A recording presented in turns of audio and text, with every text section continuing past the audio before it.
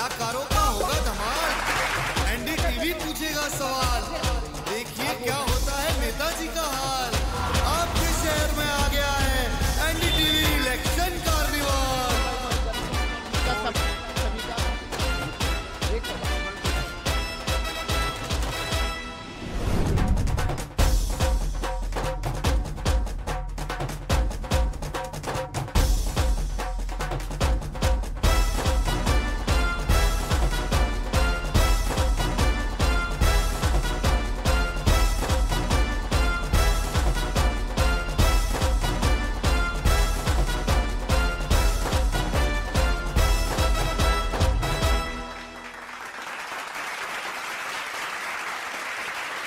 नमस्कार, छपरा की धरती पर आपका स्वागत है। एनडीटीवी का कार्निवाल पहुंच चुका है छपरा में। छपरा डॉक्टर राजेंद्र प्रसाद का यहाँ पर कर्मभूमि है और यहाँ जिस स्कूल में हम आज मौजूद हैं, इसी स्कूल में उन्होंने पढ़ाई लिखाई की है और यहाँ ही पर उनको तगमा मिला था कि उन जो परीक्षक है वो परीक्षार्थी से पीछे है, यानी कि परीक्षार्थी ज़्यादा मेधावी और तेज़ है। इसके अलावा ये लोकनायक की जन्मभूमि भी है, उनका गांव सिताब दियारा यहाँ से नज़दीक है। लेकिन छपरा को आधुनिक काल में पहचान मिली यहाँ के रेल इंजन कारखाने से और रेल चक्के के कारखाने से। फिलहाल छपरा ज़िला जो है वो इसलिए भी देश में एक पहचान बना चुका है क्योंकि ये अकेला ज़िला ऐसा है जहाँ पर गांव-गांव में पाइपलाइन के ज़रिए रसोई की गैस भी पहुँचाई जा रही है। साथ ही साथ अगर हम पौराणिक युग की बात करें तो छपरा जो है वो भगवान बजरंग बली की ननिहाल भी है और देवी अहिल्या का भगवान राम ने यहाँ पर उद्धार भी किया था। लेकिन इस बार लोकसभा चुनावों में यहाँ पर एक बार फिर से राजनीतिक बिसात बिछी है। यहाँ के मतदाता किसका उद्धार करने वाले हैं ये समझने की आज हम कोशिश करेंगे। ज़मीन पर कौन से मुद्दे यहाँ पर जनता के बीच ज़्यादा जोर पकड़ रहे हैं, कौन सा उम्मीदवार ज़्यादा जोर लगा रहा है और किस उम्मीदवार की किस्मत एक बार फिर से यहाँ पर चमकने वाली है। फिलहाल यहाँ से जो स्थानीय सांसद हैं वो राजीव प्रताप रूडी हैं। लगातार वो 2 बार से जीत रहे हैं। केंद्र में वो लगातार 2 अलग अलग सरकारों में मंत्री रहे। अटल बिहारी वाजपेयी की सरकार में भी मंत्री रहे और फिर नरेंद्र मोदी की सरकार में भी मंत्री रहे। एक बार फिर से वो यहाँ पर अपनी किस्मत आजमाने के लिए बीजेपी ने उन्हें चुनाव मैदान में उतारा है, जबकि आरजेडी की तरफ से यहाँ पर रोहिणी आचार्य चुनाव मैदान में हैं। वे लालू परिवार की बिटियां हैं और यहाँ पर जो मुकाबला है वो आरजेडी और बीजेपी के बीच है। बात करेंगे यहाँ के स्थानीय मुद्दों से लेकर स्थानीय समीकरणों की, तो सबसे पहले मंच पर आमंत्रित करते हैं हम बीजेपी के स्थानीय विधायक कृष्ण कुमार मंटू भैया को। कृष्ण कुमार जी मंच पर आइए और स्थान ग्रहण करिए। कृष्ण कुमार जी के बाद मैं आमंत्रित करूंगा आरजेडी से स्थानीय विधायक जितेंद्र राय जी को, जो कि यहाँ पर मंत्री भी रह चुके हैं और यहाँ इस इलाके के कद्दावर नेताओं में उनकी गिनती होती है। छपरा की बात करें तो यहाँ पर एक न्यूट्रल वॉइस भी हम रखना चाहेंगे। यहाँ पर आम जनता जनार्दन भी मौजूद है। तो यहाँ पर जो स्थानीय प्रोफेसर हैं और लंबे समय से पत्रकारिता में अपना रोल निभाते रहे हैं, ऐसे एच.के. वर्मा साहब को बुलाते हैं मंच पे, वे भी यहाँ पर डिस्कशन में हिस्सा लेंगे। तो छपरा जो भूमि है वो लालू प्रसाद यादव की पहचान इसी छपरा से बनना शुरू हुई और उसके बाद उनका जो राजनीतिक करियर परवान चढ़ा तो वो राज्य के मुख्यमंत्री भी बने। उसके बाद उन्होंने अपनी पार्टी बनाई और राष्ट्रीय जनता दल ने, एक समय ऐसा था कि केंद्र में किसी की भी सरकार बने, आरजेडी के बिना वो सरकार नहीं चल सकती थी। तो लालू प्रसाद यादव को देश दुनिया में पहचान दिलाने वाला ये छपरा जिला है और इस बार यहाँ पर किसकी पहचान बनेगी, कौन ताकतवर बन के उभरेगा, वो भी समझेंगे। हमारे साथ जनता जनार्दन है और उनसे बातचीत करने के लिए हमारे सहयोगी प्रभाकर कुमार भी यहाँ पर रहेंगे। उनसे बीच बीच में हम जनता के जरिए सवाल जवाब का सिलसिला चलाते रहेंगे। तो चर्चा की शुरुआत करते हैं। सबसे पहले जितेंद्र राय साहब से सवाल पूछते हैं। जितेंद्र जी, यहाँ आरोप लग रहे हैं कि रोहिणी आचार्य इसलिए उनको टिकट मिल गया है क्योंकि लालू परिवार की बिटियां हैं, लालू जी की बिटियां हैं, वरना दावा तो यहाँ बहुत सारे लोगों का था, आपका ही मजबूत दावा था। समर्थक तो हर लोग के होते हैं, हर लोग की इच्छा होती है कि देश का प्रधानमंत्री बन जाए, तो बन जाता है। अब रही बात, पार्टी ने हमको यहाँ से मंत्री बनाने का काम किया तो हर चीज हम ही को नहीं न लड़ा देगा, ये विषय समझने का विषय है। और रोहिणी जी को संसदीय बोर्ड ने तय करके और यहाँ के तमाम विधायक जाकर अनुरोध करके कैंडिडेट बनवाने का काम किया। इसलिए जो लोग इस विषय पर दुष्प्रचार कर रहे हैं, कोई कह सकते हैं कि वो लोग तो कभी वोट और समर्थन राष्ट्रीय जनता दल को देते नहीं। तो आप ये कह रहे हैं कि आपका दावा नहीं था? नहीं, निश्चित रूप से मैंने तो कई बार मीडिया के सामने भी ये बात बोल चुका हूं, पहले 2-4 महीना पहले, 5 महीना पहले, आप पूछ सकते हैं। कई तो अगर मैं यही सवाल अगर मंटू भैया से पूछूंगा तो फिर ये हो जाएगा कि ये तो अपोजिशन पार्टी है। तो हमारे साथ एच के वर्मा जी हैं, उनसे पूछ लेते हैं। वर्मा जी, दावा था कि नहीं जितेंद्र राय साहब का यहाँ पर? नहीं, ऐसी कोई बात नहीं है। जितेंद्र जी तो ऑलरेडी मंत्री रह चुके हैं और काफी काम भी किया इन्होंने। अभी इन्होंने आगे की बात नहीं सोची, ऐसा मेरा विश्वास। तो मंटू भैया, अब ये सवाल है कि आज हम राजीव प्रताप रूडी जी से बात कर रहे थे तो सत्तू पिला रहे थे सबको, और उन्होंने ये कहा कि रोहिणी आचार्य जो है वो मुखौटा है, वो लालू यादव का मुखौटा है। दरअसल लड़ाई जो है वो लालू यादव से ही है।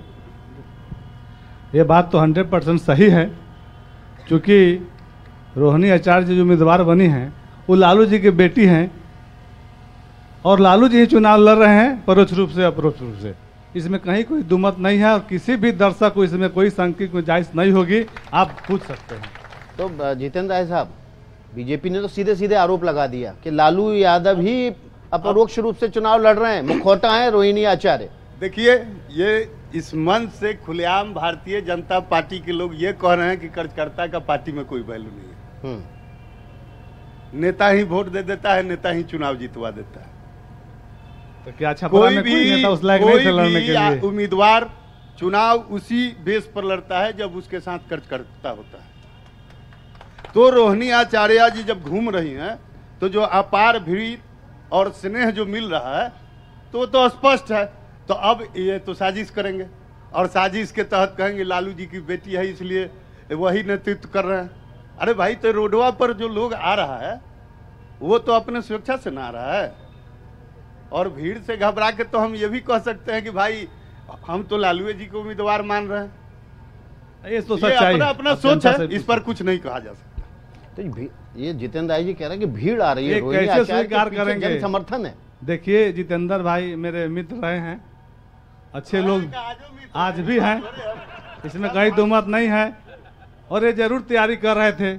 हम इस बात से इनकार नहीं कर सकते हैं, हमारी इनसे मित्रता बहुत पुरानी है और आज भी है। लेकिन पार्टी ने जो तय किया, ये पार्टी के सिपाही के नाते काम कर रहे हैं, लेकिन निश्चित रूप से उम्मीदवार लालू प्रसाद जी हैं। तो ये बात तो मान लीजिए कह रहे हैं कि हर दल के लोग हम लोग के संपर्क में है, तो ये तो अच्छी बात ना है जी। हम तो वही बात बोल रहे हैं कि पूरा जनता प्यार से और लालच से, दबाव से बहुत सारी बातें होती है, लेकिन आपके सवाल का अंतिम जवाब है कि निश्चित रूप से लालू जी ही उम्मीदवार हैं। लेकिन जितेंद्र राय जी, अगर आप सभी दलों के संपर्क में रहते, आपकी पार्टी के नेता भी रहते, तो ऐसी गत नहीं होती ना कि नीतीश कुमार धीरे से हाथ में रेत की तरह, मुट्ठी की तरह फिसल जाते और आपकी सरकार चली जाती? संपर्क में रहना चाहिए था ना। देखिए, अब हमारे आदरणीय मुख्यमंत्री जी के बारे में हम लोग क्या कह सकते हैं, ये तो हम लोग से बेहतर ये लोग जान रहे हैं, क्योंकि 17 साल में लगभग 16 साल तो ये लोग साथ रहे हैं। हम लोग तो साल, 1.5 साल, 6 महीना के लिए जाते हैं। हम लोग का कुछ एजेंडा था, हम लोगों ने 20 में वादा किया था कि 10 लाख नौकरी पर हम लोग काम करेंगे। हम लोग गए, अपने एजेंडा पर काम करके अपने जगह पर है। हम लोग कहाँ उससे अलग है, और हम लोग थोड़े उम्मीद किए हुए थे कि वो आजीवन हम लोग के साथ रहेंगे। एच के वर्मा जी, ये कहा जा रहा है कि पिछले कुछ सालों में यहाँ पर काफ़ी कुछ काम हुए हैं और आम लोगों को राहत मिली है। ऐसे कौन कौन से काम हैं जो आप बताएंगे कि जिससे वाकई में आम लोगों को यहाँ पर सुकून मिला हो, सुविधाएं बढ़ी हों? हाँ, एक का नाम तो आपने स्वयं लिया, गैस पाइपलाइन। वो एक यूनिक फीचर है हम लोग की जगह के लिए, और कुछ वर्षों पहले तक छपरा जैसी जगह के लिए इसका अनुमान किसी को नहीं था। ये एक बहुत बड़ा काम है। दूसरा काम है आपको road connectivity, national highways except NH-19 जो कि इनकम्प्लीट है। तो इनकम्प्लीट का बहुत सा कारण है, उसमें किसी एक व्यक्ति को दोष नहीं दे सकते, कुछ लीगल एस्पेक्ट्स हैं। और सिमिलरली जो हमारा डबल डेकर है, जब इसका प्लान हुआ था, जब प्रोजेक्ट बना था, तो ये यूनिक प्लान था, इंडिया में पहला वन था। आज ज़रूर वो ऐसा लगता है कि बेकार हो गया है, कई लीगल एस्पेक्ट्स हैं उसके, मुकदमा अभी भी पड़ा हुआ है, और इसके चलते वो डिलेड है। जिस प्रोजेक्ट को 1920-22 में पूरा हो जाना था, ये 24 में भी उसके बनने की कोई संभावना नहीं है। तीसरा काम हुआ है कि जो वो वाटरवेज का जो टर्मिनल बना कल्लू पार्क में, और इस तरह के बहुत है, ये सीवेज ट्रीटमेंट का जो प्लांट आ रहा है हम लोग के यहाँ, ये सभी चीज़ तो महानगरों की चीज़, छपरा जैसे विलेज में हम सोच नहीं सकते। तो ये तो काम हुए हैं। जितेंद्र जी, जो काम यहाँ पर हुए हैं, आपकी भी पहले काम हुए, आपने विश्वविद्यालय गिनाया, रेल चक्का कारखाना गिनाया, रेल इंजन, उसके बाद तो बीजेपी यहाँ पर काबिज हो गई, तो काम नहीं आया, नाम काम आ रहा है क्या? देखिए, एक बात तो तय है, जो भी वोटर होते हैं वो अपने नेता के प्रति आस्था रखते हैं, तो निश्चित रूप से नेता के प्रति उनका विश्वास होता है और उसी के आधार पर मत भी करते हैं। और जहां तक काम की बात है, तो आज के माहौल में विकास तो मुद्दा है, रोजगार तो मुद्दा है, किसानों की बात समस्या मुद्दा है, तो इन सब चीजों पर तो चर्चा होनी चाहिए ना। चूंकि चुनाव है और चुनाव में मूल मुद्दे पर अगर चर्चा नहीं होगा तो हम समझते हैं बेईमानी होगा। जवाब दीजिए ना आप। विकास के बारे चर्चा करना चाहते हैं, किसान पर चर्चा करना चाहते हैं। आप देखें विकास छपरा में 24 घंटा बिजली रहती नहीं रखती है। 16 साल से एनएच नहीं बना छपरा में जितना पावर ग्रिड बना है पूरा किसी राज्य में किसी जिला में नहीं बना होगा। जितना अच्छा सड़क यहाँ का है कहीं नहीं होगा। किस जिला में गैस से पाइपलाइन पहुंचा हुआ है बता दीजिए। वाटर लेकिन लगातार 10 साल सांसद रहने के बाद, मंत्री रहने के बाद एंटी इनकम्बेंसी भी तो आती है ना, उससे कैसे जूझेंगे? कि रूढ़ी जी बारन तो बढ़त रही सारन, आज दिखाई दे रहा है। और हमेशा सारन पहले पैदान पर है। पूरा राज्य घूम लीजिए आप और देखिए यहाँ की सड़क कितनी अच्छी है, यहाँ बिजली व्यवस्था कितना अच्छा है, यहाँ बाईपास कितने बन रहे हैं, ओवरब्रिज कितने बन रहे हैं, पुल पुलिया कितने बन रहे हैं। 24-25 हजार करोड़ का काम अकेले सारण में चल रहा है। सारा काम एक दिन में तो संभव नहीं है। प्रक्रिया अभी बाईपास यही छपरा में बाईपास स्वीकृति हुआ है, अभी गरखा में बाईपास बना है, परसा में स्वीकृति हुआ, खैरा में आपका। जितेंद्र जी, इससे कैसे जूझेंगे? यहाँ तो बीजेपी कह रही है कि रूढ़ी जी बाढ़न तो बढ़ता रहे सारण, लेकिन यहाँ डबल इंजन की सरकार भी लड़ जाएगी, तो डबल इंजन की सरकार से कैसे लड़ेंगे? सभा के सदस्य हैं मंटू भाई, और अभी जिन योजनाओं का इन्होंने चर्चा किया, इस पर सही में सारण जिला में कंफ्यूजन है। थोड़ा सा हम क्लियर कर देना चाहते हैं कि अमनौर बाईपास का चर्चा किए, अभी परसा बाईपास का चर्चा किए, रसूलपुर पावर ग्रिड का बोल रहे हैं, अभी एक और पावर ग्रिड, तो ये सब चीजों का चर्चा किए। बात पाइपलाइन की लेकिन एक बात बताइए, राज्य सरकार किसी योजना को चयनित करेगा और अपने कैबिनेट से पास करेगा। अच्छा, आयुष्मान भारत कौन राज्य सरकार योजना है? आयुष्मान भारत केंद्र की योजना है। बाईपास से भाग गए आयुष्मान भारत, वो भी विकास वो भी देखिए एक विषय आप मुद्दे पर रहिए, मुद्दे से भागिए मत। जहां आप चर्चा कर रहे हैं उस चर्चा पर खुला बहस कीजिए, हम तैयार हैं आपके साथ। एनएच किससे बन रहा है? एनएच किससे बन रहा है? एनएच तो एक एनएच छपरा को, छपरा जिला से एक एनएच निकलता है, छपरा से पटना जो 13 साल से मुजफ्फरपुर क्या स्थिति थी? कैसे क्या कारण है कि 13 साल में भी एक 5 घंटा की रास्ता 50 मिनट में पूरा हो रहा है। छपरा से मुजफ्फरपुर क्या स्थिति भी कहना है तो छपरा से मरौड़ा क्या स्थिति था? अच्छा, जो आपने आरोप लगाए हैं उसका जनता से तस्दीक करा लेते हैं। हमारे सहयोगी प्रभाकर हैं यहाँ पर। उधर से बहुत आवाज आ रही थी और वो ये कुछ बोलना चाह रहे हैं बार बार। भाई साहब, सबसे पहले आपके पास आऊंगा, आप बार बार खड़े हो जा रहे हैं, बताइए क्या बोलना चाह रहे हैं? एम्बुलेंस जो कोरोना काल में रूढ़ी जी के घर पे पकड़ा गया, उसमें पेपर में भी निकला था कि उसमें दारू और बालू दोनों उसमें सप्लाई कर देते। नहीं, पकड़ा गया मतलब एम्बुलेंस तो सब जगह के लिए दिया हुआ है ना। नहीं पकड़ा गया। एक सांसद आए वहां पे, पूर्णिया के पूर्व सांसद जी पप्पू यादव आके किए थे। मतलब आपको जिले में एम्बुलेंस नहीं चाहिए, गलत काम हुआ है। अपने घर पे रखे थे कोरोना काल में, यह तो एम्बुलेंस आपको देना चाहिए ना। जब लोग मर रहे थे उस समय ये अपने घर पे रखे थे छुपा के। जो छपरा शहर की बात कर रहे हैं विधायक जी मिंटू भैया, वो छपरा में अगर आधे घंटे बारिश हो जाए तो चलना मुश्किल हो जाता है। यही तो रूढ़ी जी का विकास है 10 साल का। आप बताइए, मैं आपको नहीं दिखाई दे रहा है? एक अंतिम सवाल, खनवा नाला का जीर्णोद्धार हो गया, नहीं दिख रहा है आपको? जितेंद्र पानी जाम दिख रहा है। लालू जी की जो बेटी हैं उन्होंने भी यहाँ के लिए कुछ किया है क्या? कुछ गिनाना चाहेंगे? वो देश, उनके परिवार के लोगों का बहुत रेल कारखाना, यूनिवर्सिटी, यूनिवर्सिटी, अमृत जयप्रकाश विश्वविद्यालय दिया, 2 कारखाना दिया, मेडिकल कॉलेज दिया। तो लालू जी ने जो दिया है, लालू जी ने जो दिया है उसके नाम पे ये बोल रहे हैं कि उनकी बेटी को वोट करना बनता है, वोट करना बनता है। बोल रहे हैं कि विकास दिखाई नहीं देता है। 90 के दशक में न रोड था न बिजली था, आज 24 घंटा बिजली मिलता है, आज चारों तरफ कनेक्टिविटी रोड का है। और नहीं, महिलाओं को बोले जी, बिजली तो 24 घंटा है, जो 2 घंटा भी नहीं रहती थी। अब तो इन्वर्टर का जरूरत ही नहीं है, इतना मिला है रूढ़ी जी की तरफ से। कोरोना के समय में यही एम्बुलेंस था कि लोगों का जान बचाया 24 घंटा। और एक बात जान लीजिए, यहाँ की जनता ने तय कर लिया है, विकास का मतलब राजीव प्रताप रूडी और नरेंद्र मोदी तय कर लिया। जी, ये जो एम्बुलेंस की बात है, ये विकास आप छपरा में किसी से बात करेंगे तो रूढ़ी जी का जो एम्बुलेंस योजना है उसकी तारीफ होती है, क्योंकि वो किसी दल या जाति में बटा हुआ है नहीं, वो छपरा की जनता के लिए है। और जैसे हमारी जानकारी है, जितेंद्र जी शायद उसको हम सही करें अगर मैं गलत बोल रहा हूं तो उनके कंट्रोल रूम में आप फोन करेंगे और वो एम्बुलेंस आता है और आपको वो फ्री सर्विस मिलता है। और ये जी बताइए, अगर मैं गलत बोल रहा हूं तो आप मुझे सही कर सकते हैं। कोरोना काल के समय पूरा सिस्टम फेल था, पूरा सरकार फेल था। जी जी, मैं खुद बॉर्डर पर था। अगर ये लोग जो बोल रहे हैं, एक दिन भी माझी बॉर्डर पर गए होंगे, जितेंद्र जी बात अंतरात्मा से बोलेंगे तब मैं इस बात को मानूंगा। जितेंद्र जी, आपकी बात कोरोना काल की नहीं है, बात उस एम्बुलेंस सर्विस की है। ठीक है प्रभाकर, हम कुछ राष्ट्रीय मुद्दों की बात कर लेते हैं। बिल्कुल, एक मिनट समझ लेंगे। जो बिजली की बात हमारे भाई साहब कह रहे थे, बिजली का छोड़ दीजिए 2 घंटा 4 घंटा, बिजली का तरवा लोग के राज्य में नहीं था। बिजली का छोड़ दीजिए, तार पोल सब न पता रहता था लोग राज में। अच्छा चलिए, अब कुछ राष्ट्रीय मुद्दों की बात कर लेते हैं। बीजेपी ने अपना घोषणा पत्र जारी किया है, उसमें उन्होंने कहा है कि समान नागरिक संहिता लागू करेंगे। साथ ही साथ उन्होंने कहा है कि जो आयुष्मान कार्ड है उसका दायरा बढ़ाएंगे। और इसके अलावा कई मुद्दे हैं जो पिछले 10 साल में हल हुए हैं, उनको भी गिनाया है बार बार। 370 को लागू करना, कश्मीर से धारा 370 हटाना, इसके अलावा राम मंदिर का निर्माण करना, उज्जैन में कॉरिडोर का निर्माण करना, महाकाल कॉरिडोर का, और वाराणसी में भी कॉरिडोर का निर्माण करना।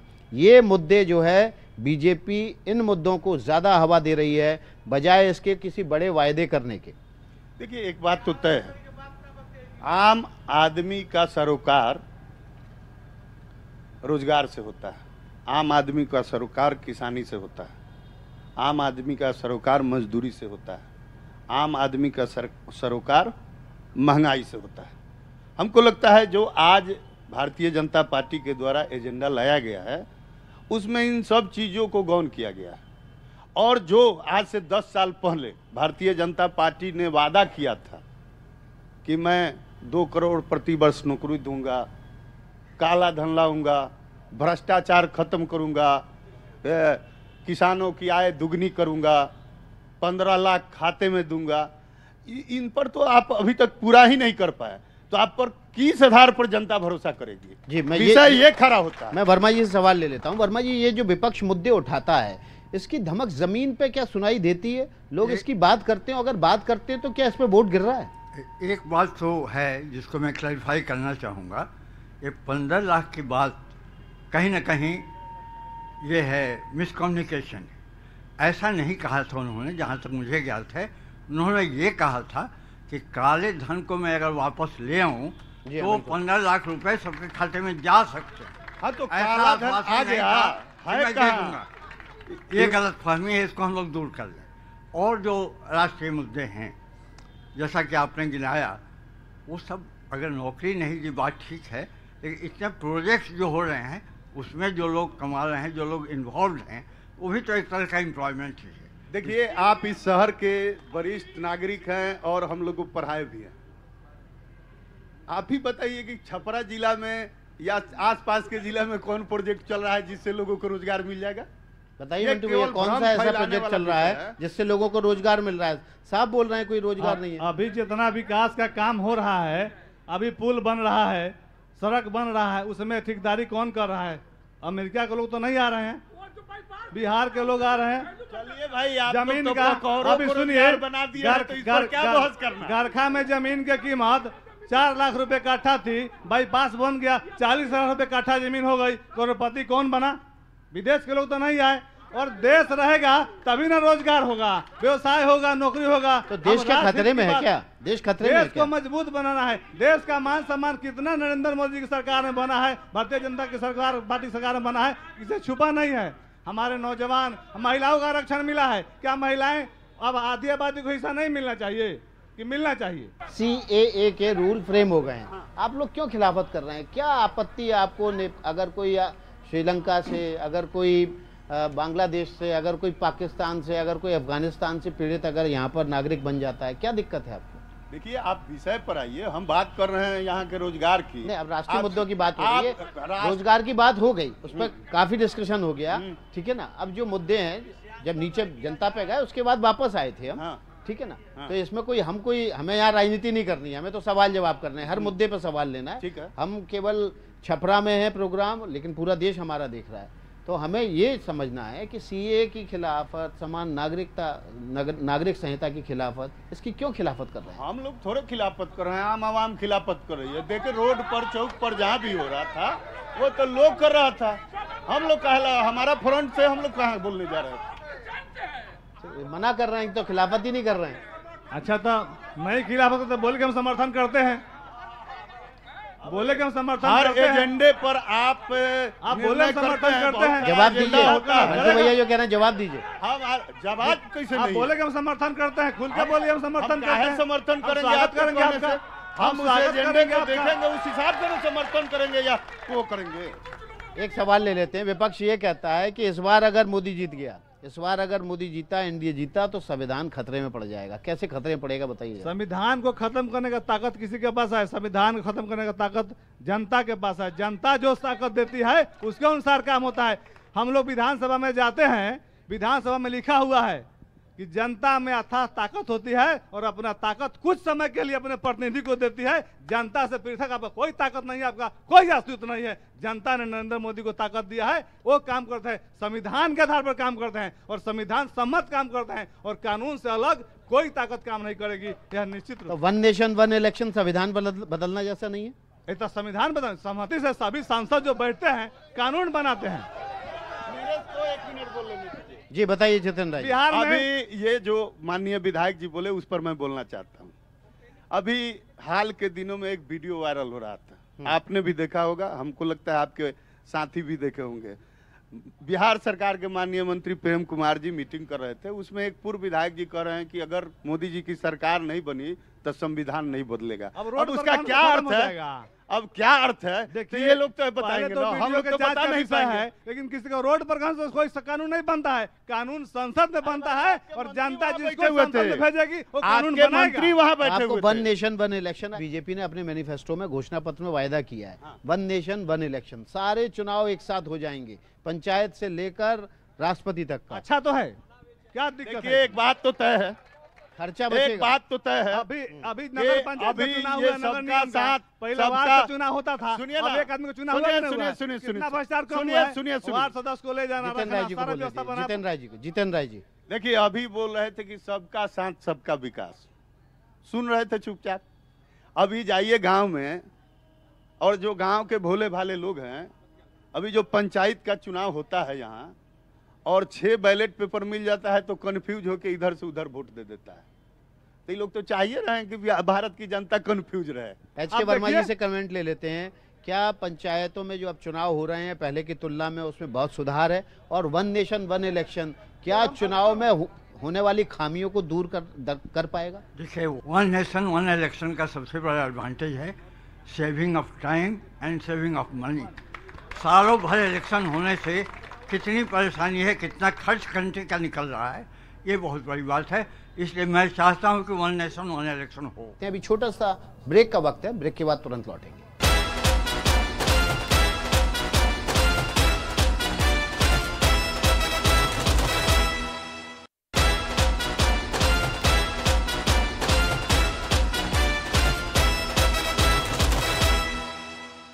जनता के पास जाने का वक्त है। प्रभाकर से हम कहेंगे कि प्रभाकर, जनता से पूछ लीजिए, नाम पर वोट पड़ेगा या काम पर पड़ेगा? जी बिल्कुल, ये हमारा सवाल आपसे ये होगा कि आप जब वोट डालते हैं तो क्या आप छपरा के जो लोकल मुद्दे होते हैं उसको देख के वोट डालते हैं कि अयोध्या और वन नेशन वन पोल जैसे जो बड़ी बड़ी बातें देश में हो रही हैं वो आपके लिए मुद्दा होता है?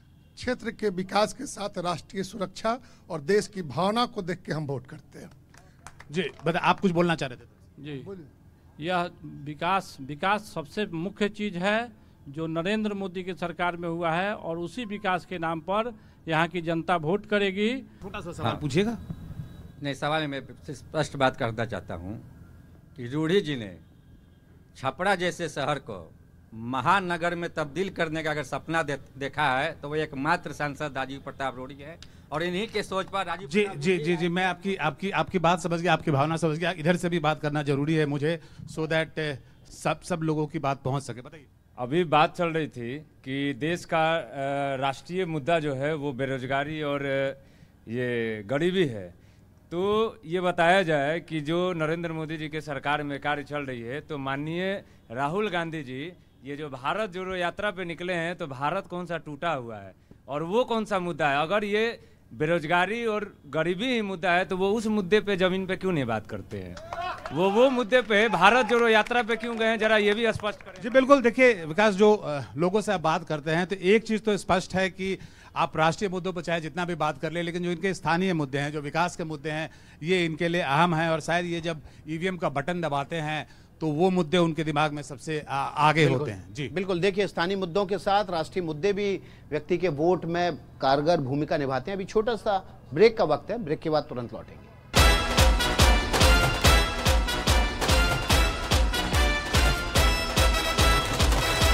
बाद आपका स्वागत है। अगर गीत संगीत ना हो कार्निवल में और किसी भी कार्यक्रम में तो उसका मजा अधूरा होता है, और इसलिए छपरा में हमारे साथ खास तौर पर यहाँ पर भोजपुरी के मशहूर गायक रामेश्वर गोप अपनी पूरी मंडली के साथ यहाँ मौजूद हैं। उनसे समझेंगे कि आज वो यहाँ पर, चूंकि ये मंच जो है चुनाव से जुड़ा हुआ है, राजनीति से जुड़ा हुआ है, तो रामेश्वर जी कौन सा आज आप गीत गाने वाले हैं? मैं सामयिक गीत सुनाना चाहूंगा। सबसे पहले आपके एनडीटीवी के जो चैनल के जो दर्शक श्रोता है सबको मैं प्रणाम करता हूं पूरे टीम की तरफ से, और मैं सामयिक चीज प्रस्तुत करता हूं। चूंकि मैं गांव से आता हूं, गांव से बिलोंग करता हूं, गांव की जनता क्या सोचती है किसी पार्टी विशेष के नहीं, उसकी आम समस्या को मैं रखूंगा कि वो क्या सोचती है नेताओं के बारे में, उसी को मैं बताऊंगा। बताऊं? बिल्कुल, आप शुरू करें। कि हर कुदारी हमनी ठेली, अरे मौज करो तू अपना अपना राजधानी में, कि एयर कंडीशन तहरा चाही हमनी के रही घुड़कुली में। हमनी के आम जनता, गांव के लोग अभी भी का सोचता,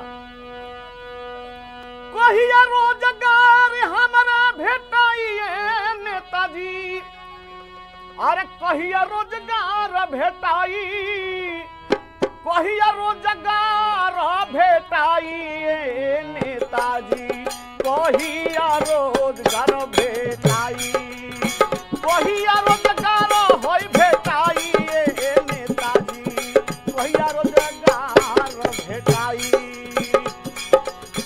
बड़का बड़का नेताजी लोग के लइका विदेश में करता पढ़ाई, बड़का बड़का धनी मनी घर के विदेश में करता पढ़ाई।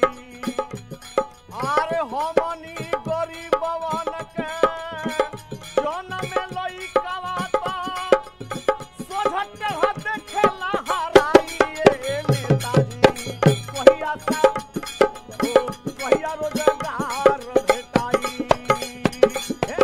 कहिया रोजगार भेटाइए नेताजी, कहिया रोजगार भेटाई। कोनो पार्टी के ना, गांव के लोग अभी यह कहता नेताजी लोग के बारे में अभी का सोचबा,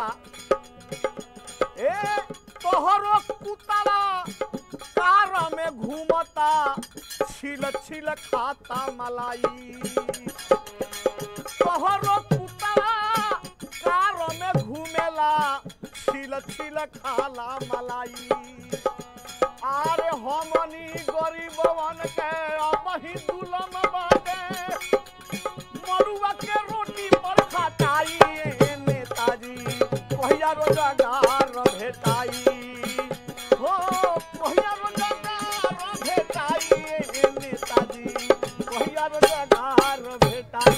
माइग्रेशन के समस्या आज भी हमनी की यहाँ उहे बात जौन भिखारी ठाकुर जी लिखनी कि आज भी ट्रेन में भर भर के लोग देखी कहाँ कहाँ लोग जा रहा बा।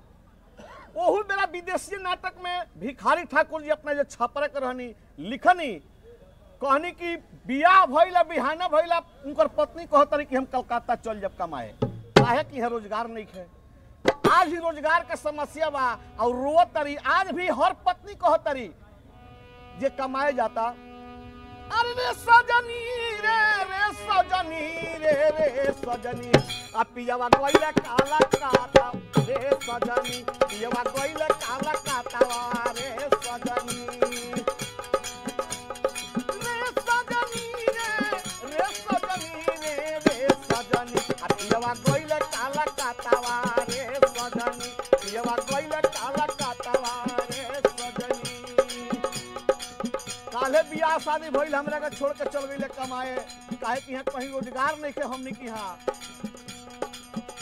अरे हमारा घोटा तो नहीं है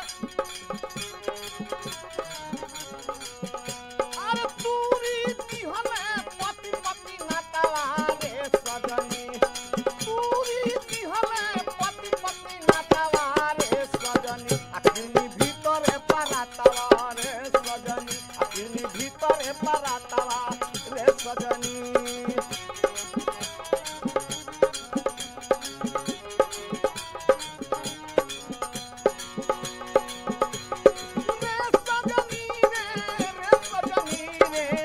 सजनी अतियवा गइले काला कातावा रे सजनी अतियवा गइले काला कातावा रे सजनी।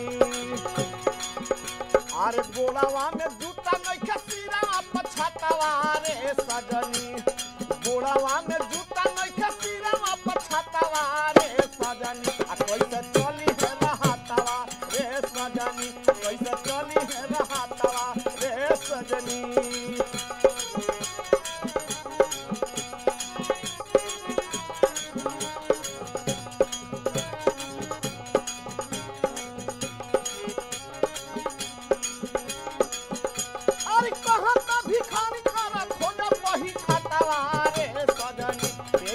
प्यारी सुंदरी के बातावा रे सजनी प्यारी सुंदरी के बातावा रे सजनी प्यारी सुंदरी के बातावा रे सजनी।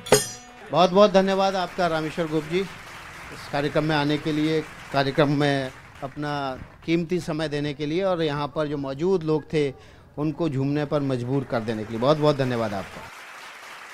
छपरा से इलेक्शन कार्निवल में आज इतना ही। कल रात 8 बजे मेरे साथ देखिए एनडीटीवी इलेक्शन कार्निवल पटना शहर से।